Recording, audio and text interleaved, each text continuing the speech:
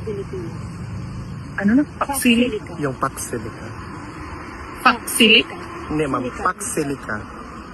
Do you know anything about that? Wala ma'am? ako. I cannot comment on that. Oo. Ang idol, yung mga DDS, ang inyong paborito, ang inyong puon, yung ginasamba-samba, nga si Sarah Lustay, at tugin pamangkot na naman sa kung ano daw ang kanya makomento tungkol dyan sa Paksilica, o fax daw, o fax, Paksilica, Sarah, o ara pakyo ka talaga dahil. Diba? Alam mo, ito siya, every time naman tinatanong ko siya, no, tinatanong siya, may interview siya, may sagot ba siya, dahil ba lagi wala. Pag tinanong siya tungkol sa bansa natin, yung wala siyang alam, ang alam niya na kasi puro paninira. Pag siya tinanong, ano masasabi mo kay Bongbong Marcos, ara banata niya dahil puro paninira. Pero pag tinanong siya tungkol sa bansa mo, ang gagawin, hindi may masagot niya. Wala siya may masagot, lagi no, I don't want to answer, no comment, ay linte, oh. Yan ba yung sinasabi niyo may utak, o utak sa inyong mata, diba? Dapat ikaw, Vice President, dapat alam mo at dapat concern ka at may knowledge ka kung ano ang nangyayari talaga sa bansa mo. Vice President ka, nangangarap ka maging presidente ng Pilipinas.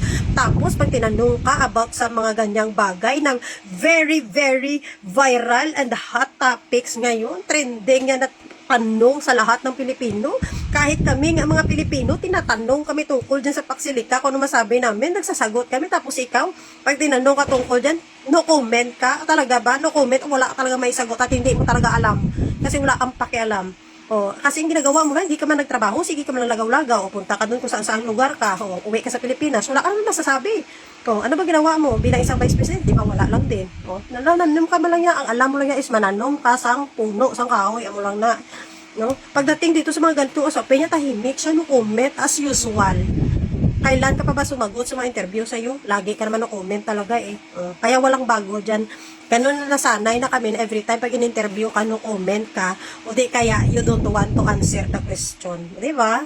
Ara idol nyo mo DDS, oh. Proud na proud mga DDS dyan. Tapos pag sinabihan na bukol si Sarah, magagalit kayo.